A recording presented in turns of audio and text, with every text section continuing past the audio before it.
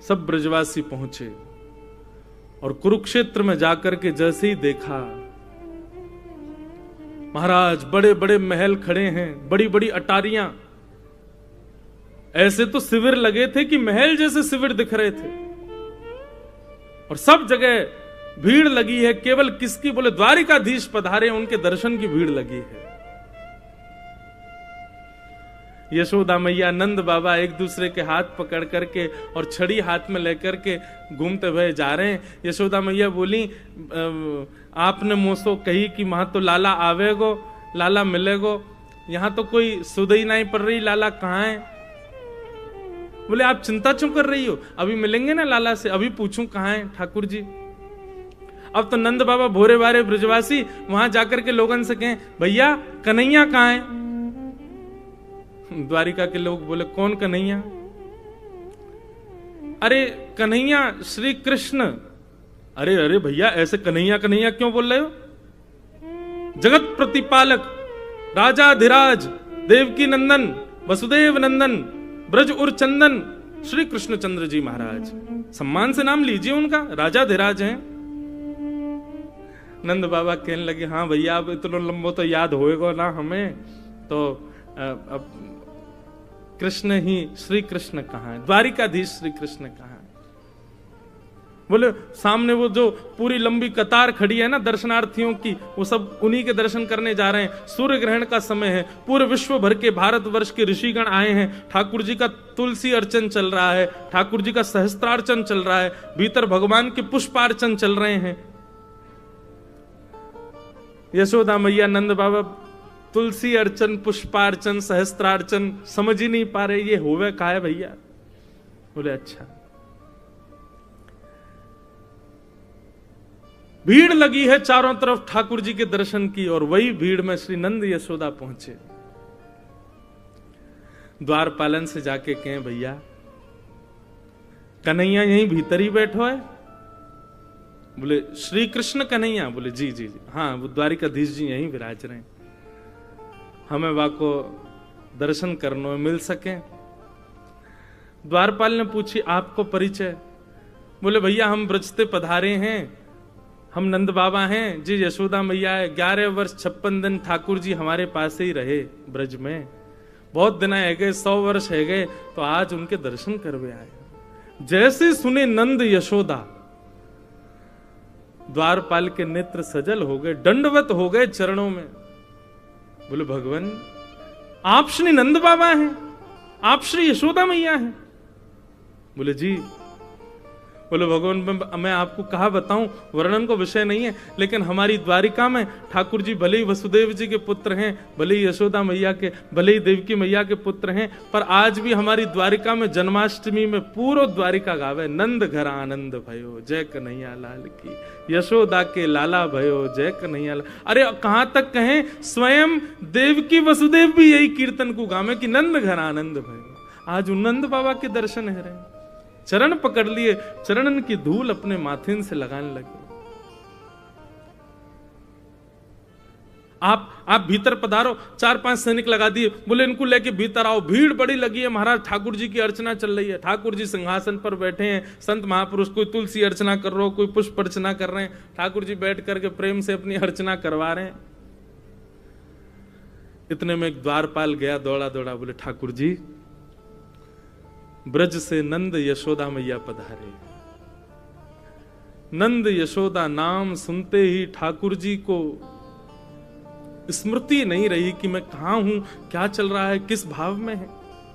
ठाकुर जी के तुरंत नेत्र खुले, बोले कहा कही तेने भैया, कौन पधारे? बोले नंद यशोदा मैया आए, सामने आ रहे हैं देखो। जैसे ही सिंहासन पर बैठे हुए ठाकुर जी ने यशोदा मैया को देखो,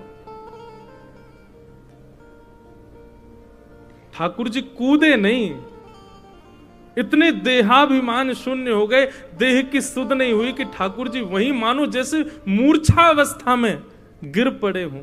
संभाला सैनिकों ने जाकर के, बोले मुंह को लेके चल, मेरी यशोदा मैया आ रही है, जल्दी लेके चल, विलंब मत करे।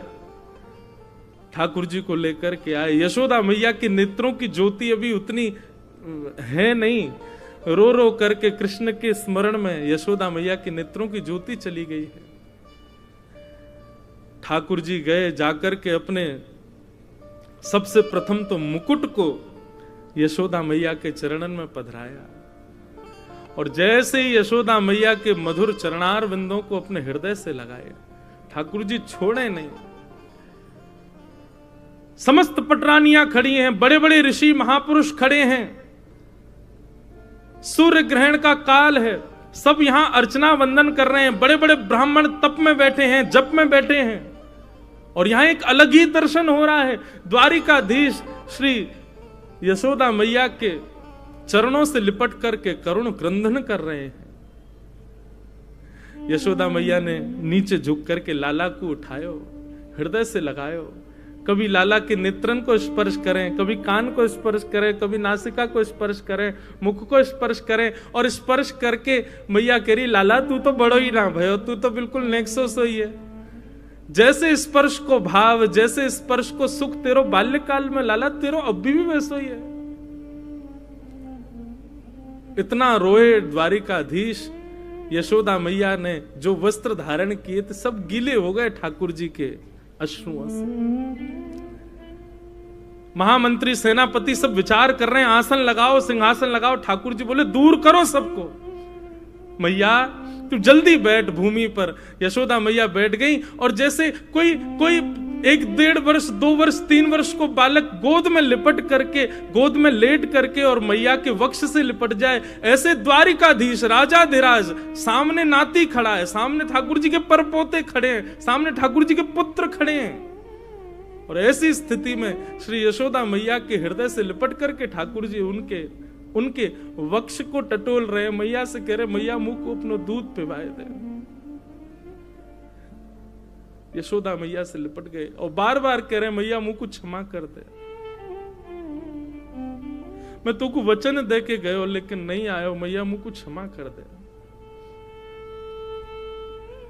यशोदा मैया और ठाकुर जी के इस मधुर मिलन को देखकर के द्वारिका के लोग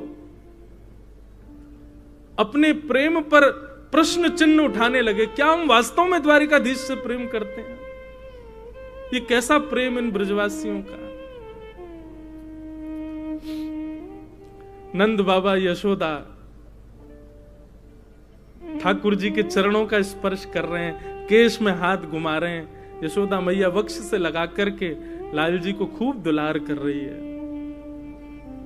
ठाकुर जी भूल गए कि पुत्र पौत्र सब खड़े हैं मेरे, नन्हे से बालक के भांति यशोदा मैया के अंग से लग गए। और पूरे सूर्य ग्रहण के समय में यही अनुष्ठान चला, प्रेम का अनुष्ठान, ब्रज द्वारिका मिलन के प्रेम का अनुष्ठान। सब द्वारिकावासी ब्रजवासियों को खोज रहे हैं, कहां है ब्रजवासी, और सब ब्रजवासियों को खोज खोज करके अपने हृदय से लगा रहे हैं। बोले आप भी ब्रज से हैं? बोले हाँ हम ब्रज से हैं। जो ब्रज को दिख जाए द्वारिका के लोग दौड़ करके जामे, उनको हृदय से लगामे।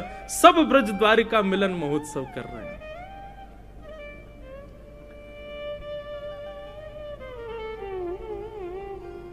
ठाकुर जी की स्थिति देख करके श्री रुक्मिणी जी आई और गोद में लेटे द्वारिकाधीश के हस्त का स्पर्श करने लगी। यशोदा मैया को जैसे दिखी, मैया बोली लाला जे लक्ष्मी सी दिख रही है, या कि देखियो केशन में कछु चमक रो है, या के घरे में ऐसा सुंदर नवलखा को हार लग रहा है, भैया ये लक्ष्मी सी दिख रही है, लाला जे कौन है? जैसे रुक्मिणी जी आई, ठाकुर जी की विरह वेदना शांत हुई। भगवान अपनी स्थिति देख रहे थे, ये का भयो, ये कैसे हम लिपट गए। तुरंत यशोदा मैया की गोद में ठाकुर जी बैठ गए। अच्छा, पूज्य पिताजी महाराज कथा में एक प्रसंग कहते हैं बंधुओं कि द्वारिकाधीश भगवान के पुत्र प्रद्युम्न की आयु 50 वर्ष, भगवान के परपौत्र अनिरुद्ध की आयु 25 वर्ष और स्वयं द्वारिकाधीश की आयु 16 वर्ष। पुत्र 50 वर्ष का, नाती 25 वर्ष का और परदादाजी 16 वर्ष के। ठाकुर जी 16 वर्ष से ऊपर। 16 वर्ष तो आज 16 वर्ष के, अगर कलयुग में ठाकुर जी पधारे 16 वर्ष के नहीं होंगे, मोह लगे और कम रह जाएंगे। क्यों? जिस अवस्था में विकार आने उत्पन्न हो जाते हैं, ठाकुर जी उस अवस्था अनिरुद्ध ऊपर नहीं जाते। विकार आने मतलब जहां पर वोकल कॉर्ड बदलना शुरू हो जाए, दाढ़ी मूंछ आनी शुरू हो जाए, आप थोड़े बड़े बड़े से लगने लग जाओ, ये समझ जाओ कि अब ये विकार अवस्था है। ठाकुर जी उस अवस्था में कभी नहीं आते। ठाकुर जी सदा सहज अवस्था में रहते हैं, बाल अवस्था में रहते हैं। तो ठाकुर जी यशोदा मैया गोद में ही बैठे हैं और मैया से कह रहे, मैया जे तेरे ही यमुना में दीपदान को प्रताप सामने बैठो है। यशोदा मैया बोली मतलब? अच्छा ठाकुर जी को एकांत में गए हो सिंहासन? नहीं, वही चौक में ही बैठे हैं यशोदा मैया गोद में, और चारों तरफ लाखों दर्शनार्थी ब्रजवासी और द्वारिका के लोग बैठे हैं। मैया जे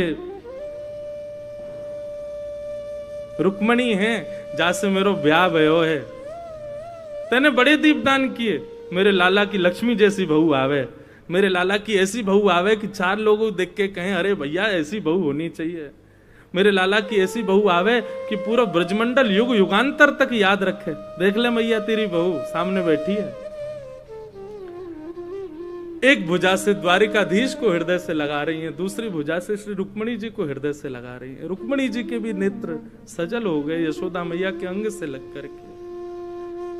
खूब स्नेह किया, अष्टपटरानियों को अपने हृदय से लगा करके यशोदा मैया ने जो उनके पास था, कड़ूला, कंगन, हाथ, बोले अब तो पहले तो लाला कोई मुख दिखाई भाई ना, आज ही है रही है तो आज ही। ये अनुष्ठान चला था सूर्य ग्रहण पर कुरुक्षेत्र में, प्रेम का अनुष्ठान।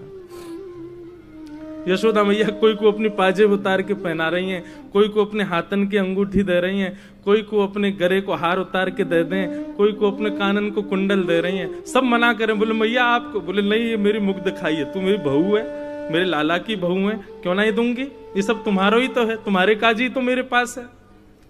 देवे को अवसर ना मिलो, आज मिलो तो पीछे क्यों रहूं। ये था बंधुओं ब्रज द्वारिका मिलन।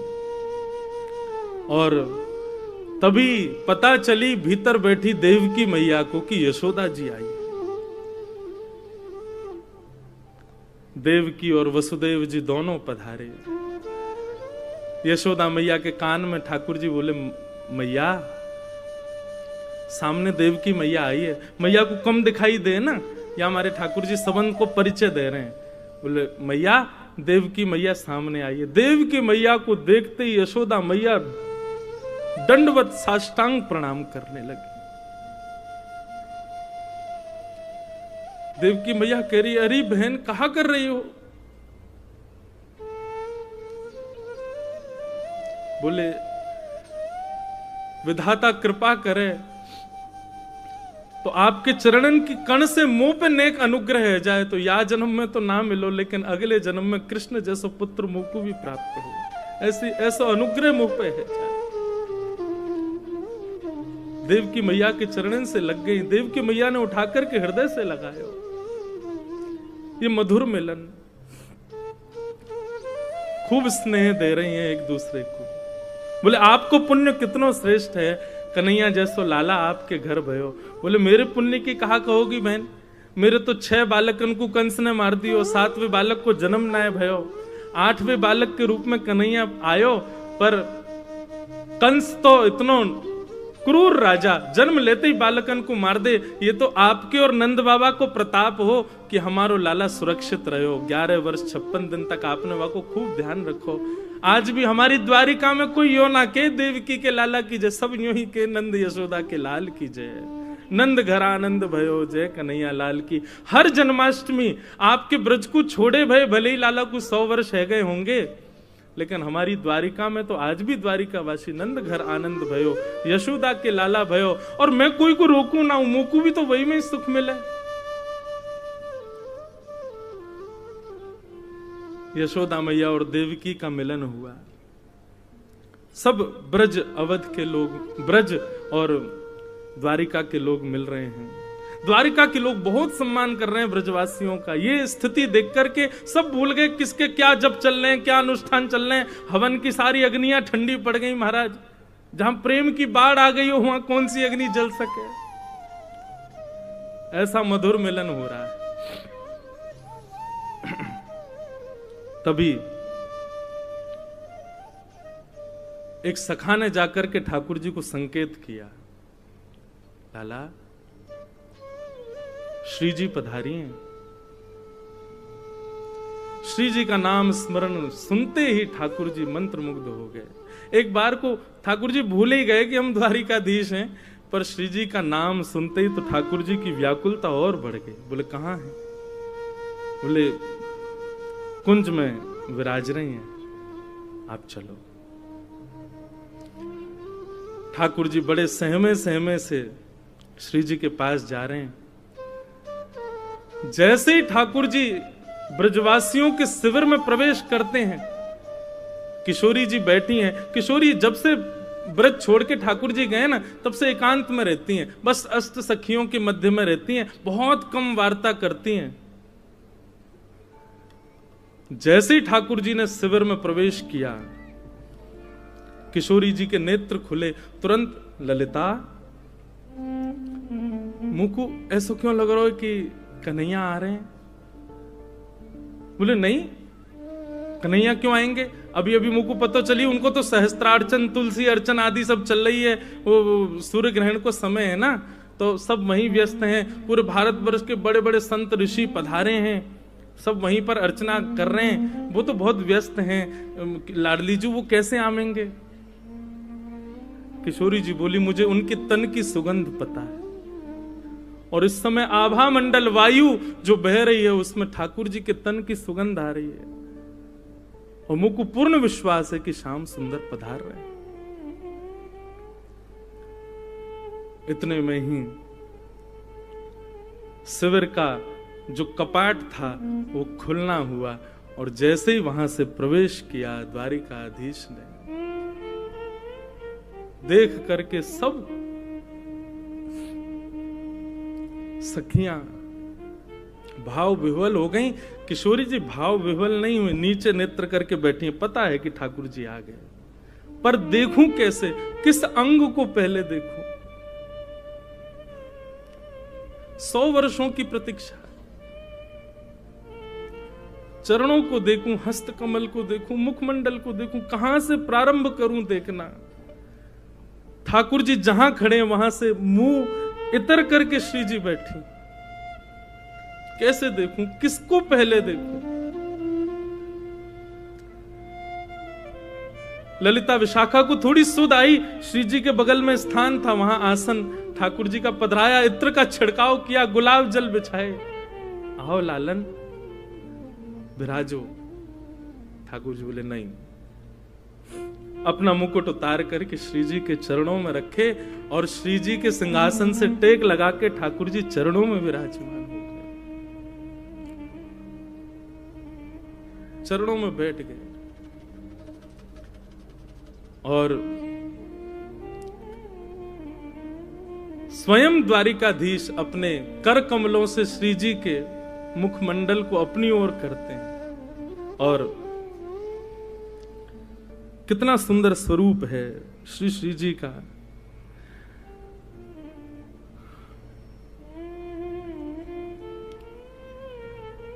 स्वामी श्री हरदास जी महाराज का एक पद है बंधु, ठाकुर जी क्या कहते हैं श्री जी को देख करके?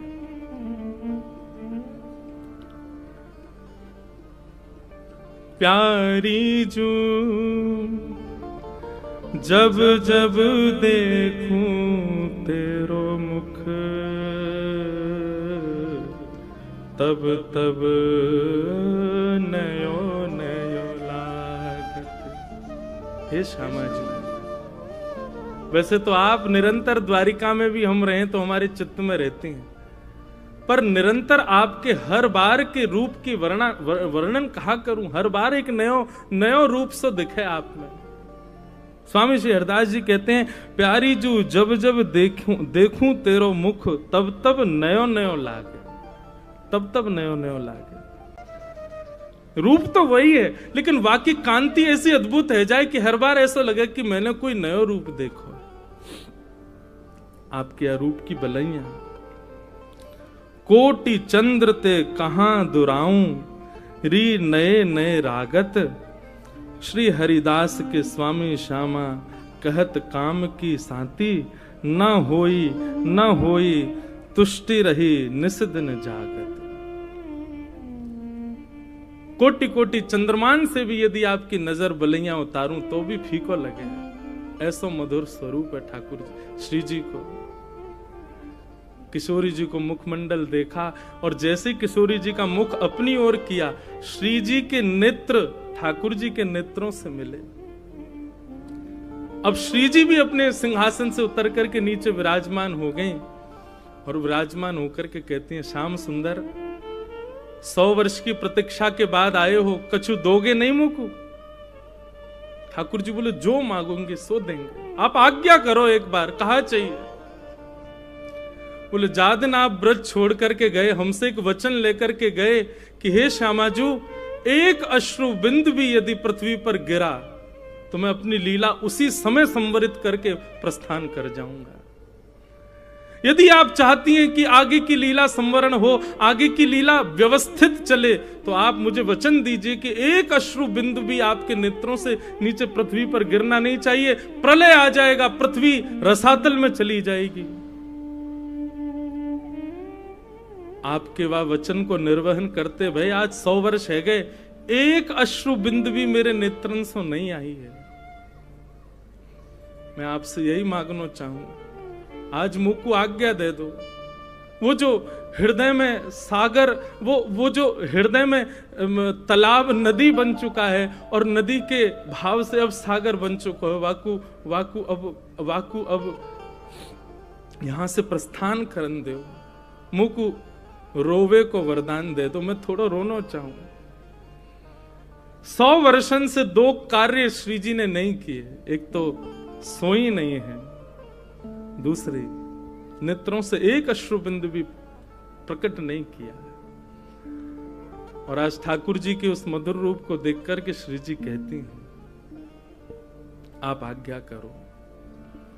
ठाकुर जी भाव विह्वल हो गए, हृदय से लगा लियो चिन्मय चैतन्य स्वरूप श्री जी और ठाकुर जी एक दूसरे में विलीन हैं लगे।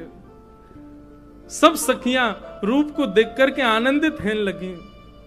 ठाकुर जी के द्वारिका रूप, द्वारिकाधीश रूप से वह रूप को धुला करके अब वृंदावन चंद के रूप में उनको तैयार करन लगी। टेढ़ो पाग, टेढ़ो से मुकुट सिर पर धारण करायो, कारी कमरी पहनाइए, हाथन में शंख चक्र गदा पद्म थे, 2 भुजा वाले ठाकुर जी है गए।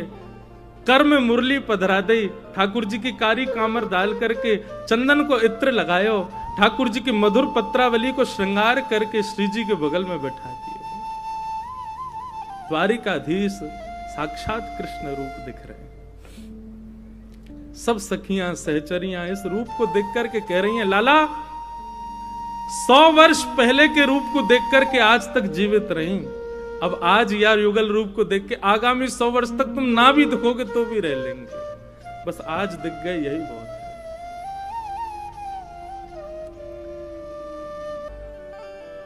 ठाकुर जी श्री जी से मिले, सब सखियों ने ठाकुर जी का ब्रज नंदन के रूप में श्रृंगार किया और श्रृंगार करके श्री जी के बगल में बैठाए और बैठा करके खूब नेत्रन से निहारो। और बंधुओं, अब यहां ब्रज द्वारिका मिलन महोत्सव में निभृत निकुंज का रास हुआ। 100 वर्ष के पश्चात द्वारिकाधीश रास कर रहे, केवल अष्ट सखियां हैं, किशोरी जी हैं और श्याम सुंदर है। रास बिहार हुआ। रास बिहार के पश्चात श्री जी ने अब आज्ञा, ठाकुर जी ने आज्ञा मांगी, हे लाडली जो, अब बस कछु दिना की प्रतीक्षा और है। वैसे तो मैं नंदन रूप से नित्य वृंदावन में विराजमान हूं, पर कछु दिना की प्रतीक्षा के पश्चात ये लीला पूर्ण होएगी और हम और आप पुनः अपनी कुंज में प्रवेश करेंगे और सदा सर्वदा के लिए ये रास अनवरत वृंदावन में चलता रहेगा। और श्री जी बोली, फिर से समय देके जा रहे हो आप? पहले परसों को समय देके गए और या बार तो आप, पिछली बार तो चलो परसों के भरोसे हम रह लें, इस बार तो आपने परसों भी नहीं कहा है। ठाकुर जी चरणन में गिर गए, बोले मुझको क्षमा कर दो, ये लीला करना बहुत आवश्यक है। अभी यदुवंशी को संहार आदि सब क्रिया है, आपकी आज्ञा से सब होएगा। वह को पूर्ण करते ही मैं वैकुंठ नहीं जाऊंगा।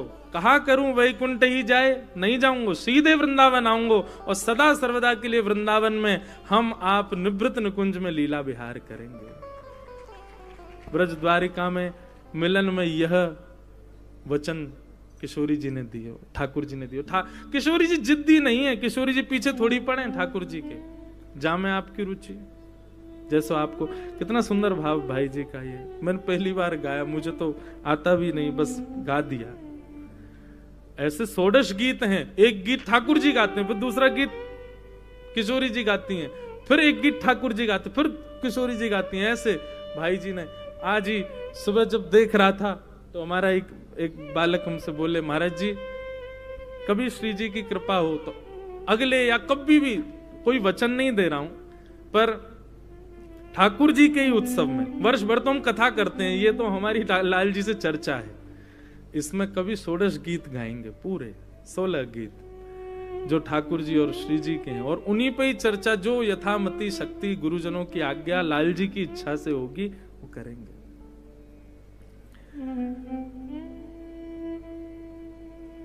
तुमरो सुख ही है मेरो सुख, जानना कछु सुख जानो।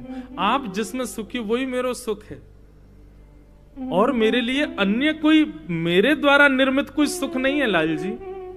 आपको जिसमें प्रसन्नता वही मेरा सुख है, तो मैं अपना सुख बताऊं कैसे। श्री जी के भाव सुन करके ठाकुर जी ने आज्ञा मांगी, ठाकुर जी वहां से प्रस्थान कर गए।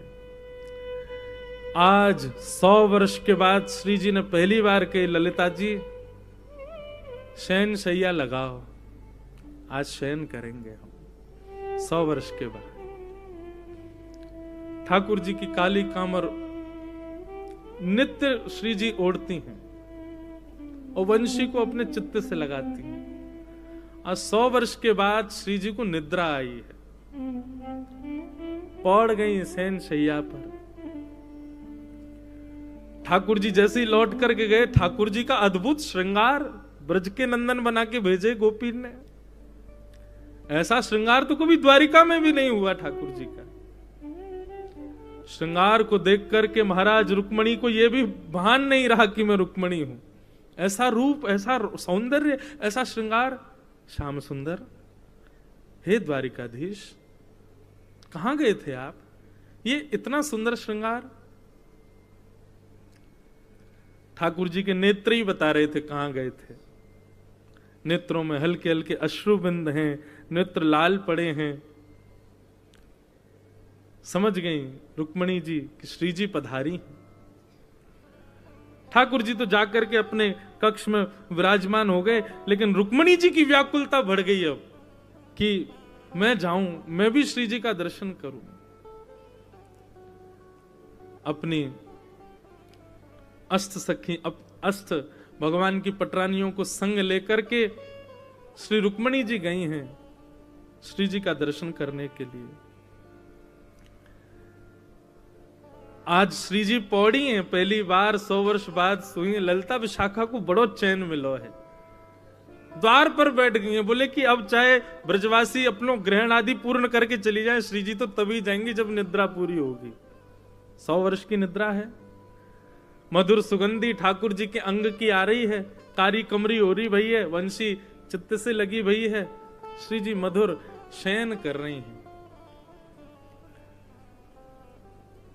जैसे ही रुक्मणी जी आई, रुक्मणी जी के आते ही श्री जी उठ करके अपने आप बैठ गई और बोली, ललिता जरा देखियो, मुझे लगा श्याम सुंदर फिर आ गए। बोले अब कहा भाई, अब तो श्याम सुंदर नहीं आए थे। बोले श्याम सुंदर को हृदय से लगा के रुक्मणी जी आई तो उनके तन की सुगंधी रुक्मणी जी में से आ रही थी और श्री जी को उसी से ही भान हो गया कि श्याम सुंदर आए। आहा, द्वार खोला था श्री ललिता जी ने। ललिता जी की रूप माधुरी देखते ही श्री रुक्मणी जी तो नतमस्तक हो गई, प्रणाम करने लगी कांति देख करके। हे श्यामा जू, हे लाडली जू, आपको बारंबार प्रणाम करूं, आपकी बलैया लऊं। ऐसा सुंदर रूप, ऐसा सुंदर माधुर्य। ललिता जी ने तुरंत उठाई, बोले नहीं, मैं ललिता हूं। श्री जी तो भीतर विराज नहीं है, शयन कर रही हैं आज। आप कहो। रुक्मणी तो बस बोले ही नहीं पाई, शब्द ही चले गए। बोले कि ये दासी की सुंदरता है तो श्यामाजू की सुंदरता क्या होगी? नेत्रों में सामर्थ्य नहीं है देखने की। एक बात कहूं बंधुओं, कई प्रश्न और कई भाव आते हैं कि वृंदावन में श्री जी के दर्शन क्यों नहीं है। या को एक भाव यही है कि श्री जी को देखवे की सामर्थ्य केवल और केवल ठाकुर जी में, हम में है ही ना है। हम देखे ही ना सके उनको, या हमारे श्री जी के दर्शन हो में ही ना है। और एक बात कहूं, ठाकुर जी दिख जाएंगे, ब्रजवासी दिख जाएंगे, ब्रज की पूरी लीला काउदना प्रत्यक्ष दिख जाएगी, लेकिन श्री जी को देखवे के लायक हमारे पास नेत्र है ही ना है।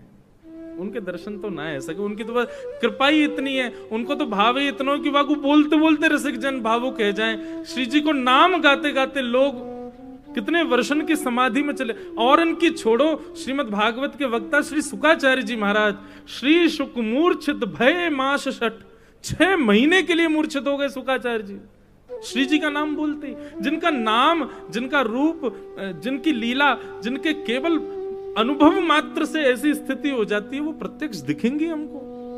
संभव नहीं, हम में सामर्थ्य नहीं। रुक्मणी जी आदि आई, बोले श्री जी के दर्शन करने। ललिता जी बोली आज शयन में है, और ये कोई साधारण शयन नहीं है, 7 वर्ष के पश्चात का शयन है।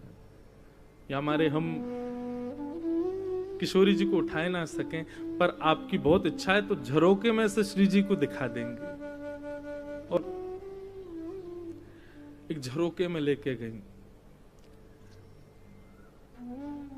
बंधु एक बात कहें, वृंदावन दर्शन की रीति है, प्रत्यक्ष श्याम सुंदर को नेत्रों से मत देखो। कोई खंबा हो, कोई व्यक्ति आगे खड़ा हो, उसके पीछे छुप के श्याम सुंदर को देखो। उनके दर्शन नहीं करो, उनको ढूंढो कहां है। प्रत्यक्ष जाकर के आप श्याम सुंदर को 2 नेत्रों से देखने का प्रयास करते हैं, वो दर्शन नहीं है। वो दर्शन द्वारिका में चल जाएगा, जगन्नाथपुरी में चल जाएगा। वृंदावन तो झरोकों से देखने का विषय है। वहां तो छुप के देखो, स्वयं को छुपा करके देखो। रुक्मणी जी ने जैसे ही झरोके में से झांका, कारी कमरी ओढ़ी है श्री जी ने, वक्ष पर ठाकुर जी की वंशी वेणु को लगाए श्री जी लेटी हैं।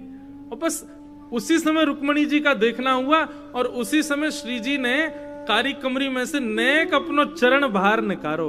और वह चरण को देखते ही महाराज रुक्मणी जी के सारे आर्थ नष्ट हो गए, सारा अहंकार नष्ट हो गया, जो भी विषाद रहे होंगे भीतर वह भी नष्ट हो गए। बस पूर्णतया ललिता जी के हाथ पकड़ लिए, बोले मुझे वापस नहीं जाना, अब मुझे इनके चरणों में ही रहना है, मुझे वापस नहीं जाना। आप कृपा करो, मुझ को भी दासी बना दो, मुझ को भी संग सहचरी रख लो, मुझे द्वारिका नहीं जाना। ये स्थिति है श्री किशोरी जी के चरणार बिंदों की, कि नित्य ठाकुर जी के संग रहने वाली रुक्मणी जी ठाकुर जी का त्याग करने को राजी हो गई, लेकिन किशोरी जी के चरण नहीं छोड़ेंगे। अभी मुख तो देखा ही नहीं है, अभी तो चरण देखे हैं श्री जी के। क्रंदन करने लगी, भाव क्रंदन रुदन करने लगी श्री रुक्मणी जी, मुझे चरणों में रख लो। धन धन राधिका के चरण, ऐसे चरणारविंद श्री जी के, मुझे इनकी सेवा करनी, एक बार स्पर्श करा दो बस। मैं आपको और कुछ नहीं कहूं, मुख देखने की भी इच्छा नहीं, बस चरण का दर्शन करा दो। एक बार समीप ले जाकर के नेक चरणन से मेरो स्पर्श करा दो बस। तब ललिता आदि विशाखा भाव विह्वल रुक्मणी जी को दोनों भुजाओं से उठा करके, चल भी नहीं पा रही हैं, लेकर के जैसे ही कक्ष में आई, श्री जी के चरणार बिंदों का जैसे ही स्पर्श किया, उठकर के बैठ गई। किशोरी जी रुक्मणी जी को देखा, रुदन कर रही हैं, अविरल अश्रुधार। और जैसे ही श्री जी के मुखमंडल को देखा रुक्मणी जी ने, रुक्मणी जी कह रही हो कोई पूछ लो मुझसे कि श्री जी कैसी दिखती हैं, कोई तो पूछो मुझसे कि श्री जी का दर्शन कैसा है। पहली बात तो वर्णन कर नहीं पाऊंगी, और दूसरा अगर आप पीछे पड़ जाओगे तो बता नहीं पाऊंगी, बस ले चलूंगी कहां, श्री जी के पास नहीं, श्याम सुंदर के पास।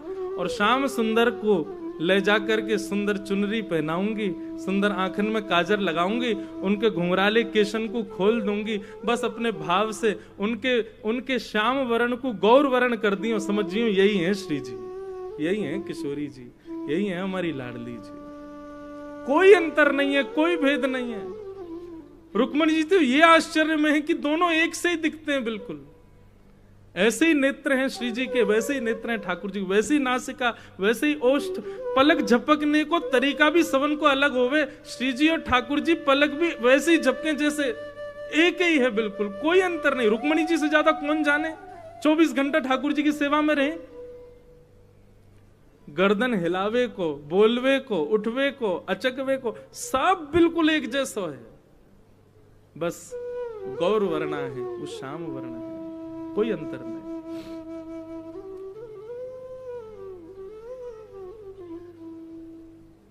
ये है असली ब्रज द्वारी का मिलन। खूब देर तक श्री जी के चरण सेवा करती रही। श्री जी अपने हस्त कमल से रुक्मणी जी के मस्तक को फेरती रही। आपस में खूब प्रेम चर्चा, भाव चर्चा हुई।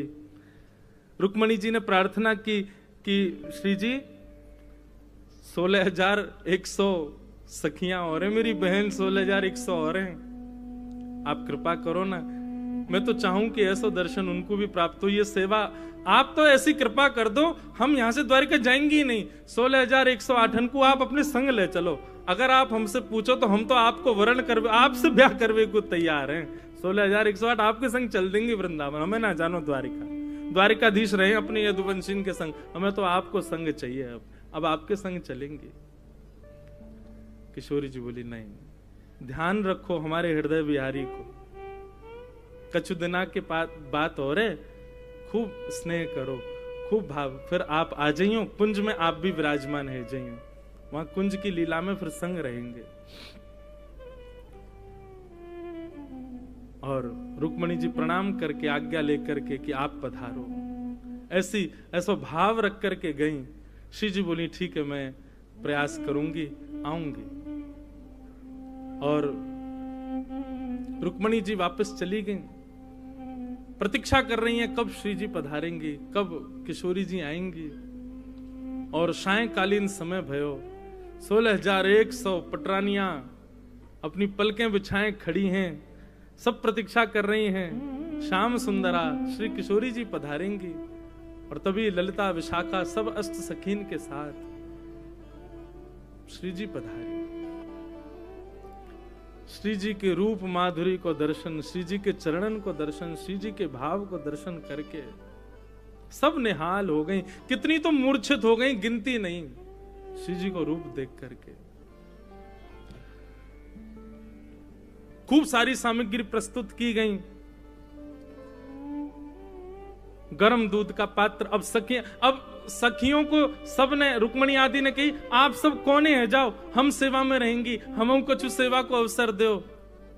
और सिंहासन पर विराजमान करके श्री जी के कोई भगवान की पटरानी श्री जी के पामन में नूपुर पहना रही है, कोई हाथन में कड़ूला पहना रही है, सुंदर श्रृंगार कर रहे हैं, महावर लगा रही हैं। रुक्मणी जी पत्रावली बना रही हैं, श्री जी को श्रृंगार कर रही हैं, माला पहना रही हैं, इत्र छिड़क रही हैं, सुंदर कुंज जैसी बनाई है। और सब सखियां श्री जी की सेवा में, और ऐसे नहीं कि कोई भार पड़ रहा हो, बल्कि एक दूसरे से जिज्ञासा कर रही हैं, अब नेक मोकू दे दे अवसर, अब नेक मोकू दे दे अवसर। सबके अंदर जिज्ञासा, हम जाएं श्री जी के पास, उनकी सेवा करें। सामग्री पधराई गई सामने पाने के लिए। और तभी रुक्मणी जी ने भाव गलती से बोल दिया, बोले आप प्रसाद पालो, तो मना कर रही थी, तो गलती से मुख से निकल गया। ये हमारे द्वारिकाधीश को अधरामृत है। अधरामृत शब्द सुनते ही श्री जी ने तुरंत वो दुग्ध को पात्र, जो बहुत गरम હતો। अब सखियां संग होती तो फूंक करके नेकवा को ठंडो करके तब श्री जी को पवाती, लेकिन सखियां तो सब दूर खड़ी हैं। अब तो सब कृष्ण पटरानियां चारों तरफ बैठी हैं, कोई ने विचार नहीं किया। और महाराज श्री जी ने जैसी पता चली अधरामृत 100 वर्ष बाद अधरामृत प्राप्त हो ठाकुर जी को, तुरंत उठाई करके मुख से लगा करके पान करन लगी। इतने में सब सखियां भी दौड़ी दौड़ी गईं, मुख के कुछ भागंशों वो अधरामृत छिटक रहे हो। सब ललिता विशाखा आदि सखियां अंजलि फैला करके बैठ गईं, 2-4 बूंद भी यदि हमको प्राप्त हो जाए तो कृपा है जाए। यहाँ तो श्री जी केवल ठाकुर जी को अधरामृत ले रही हैं, लेकिन सखियां तो अंजलि फैला करके श्री जी ठाकुर जी दोनों को अधरामृत पान कर रही हैं। और वही अधरामृत को पान जो सहचरियां कर रही हैं, उन सहचरियन के मिलित अधरामृत को पान सब कृष्ण पटरानियां कर रही हैं। अद्भुत भाव दशा, वर्णन नहीं हो सकता उसका। ऐसी हमारी श्यामाजू ठाकुर जी के चरणन में छाले पड़ गए, कथा सबको पता है। रुक्मणी जी ने जब दर्शन किए तो फिर ठाकुर जी ने बताई, श्री जी के चित्त में हमारे चरण विराजमान हैं, उनके चित्त में हमारे चरण विराजमान है। यही हमारे ये भाव दशा भई है। बोलो ब्रज द्वारिका मिलन महोत्सव की जय। ये है ब्रज द्वारिका को वास्तविक मिलन। आज कथा को भाव कहीं और ही चलोगे, लेकिन ब्रज द्वारिका मिलन महोत्सव यही तो है वास्तविकता। ऐसो प्रेम, ऐसो भाव। ऐसी श्यामाजू से हम बारंबार प्रार्थना करें कि किशोरी जी आप कृपा करो, ठाकुर जी प्रसन्न हो जाएं। हे सुन राधिका दुलारी तेरे द्वारका भिखारी हूँ मैं, शाम का पुजारी।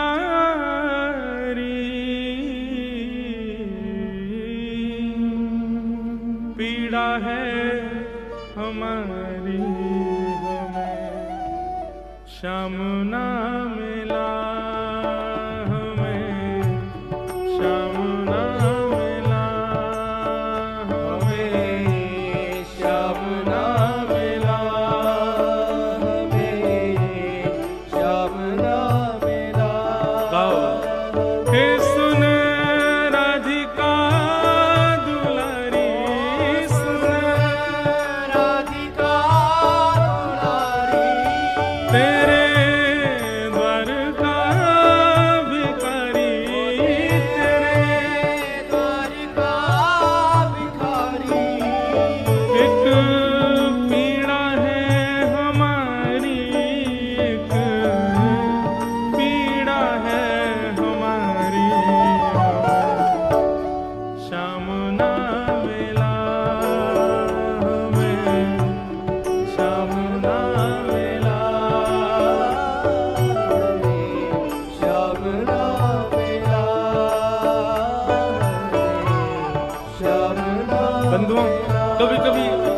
भाव गाते गाते जब लाल जी को देखते हैं ना तो फिर कुछ अलग गाने का मन होता है।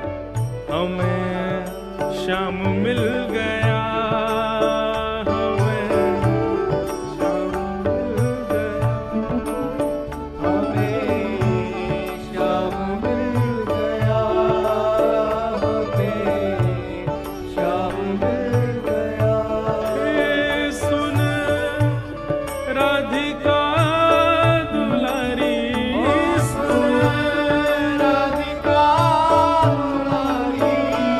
तेरे द्वार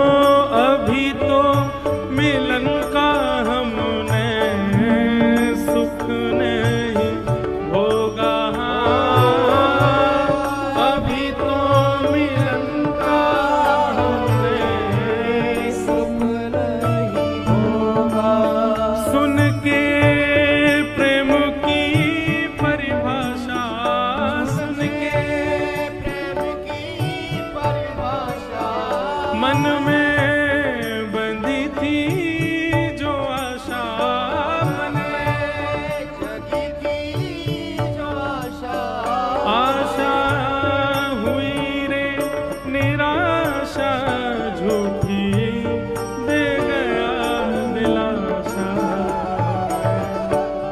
श्याम ना मिला हमें, श्याम ना मिला हमें, श्याम ना मिला, श्याम ना मिला। बोलो वृषभानु दुलारी की। बंधु आप सब लोग क्षमा करें, हम यहाँ किसी के वश में या किसी की प्रसन्नता के लिए कथा नहीं कर रहे। मैं तो कभी ऐसे भाव, मैं आंख बंद करके कथा कहता हूँ, खुद को ही सुनाता हूँ, आप सुनो नहीं सुनो, अब भाव है। पर ये भाव जो भी हैं सब हमारे लाल जी के चरणों में अर्पित हैं। सब जगह ये भाव प्रकट नहीं हो पाते, इसलिए अब लाल जी को उत्सव में मैं ही मना करूं कि ठाकुर जी के आगे रोना नहीं चाहिए और हम ही इतने भावुक कह रहे हैं तो कैसे काम चलेगा। इसलिए चलो अब सब लोग नाचो।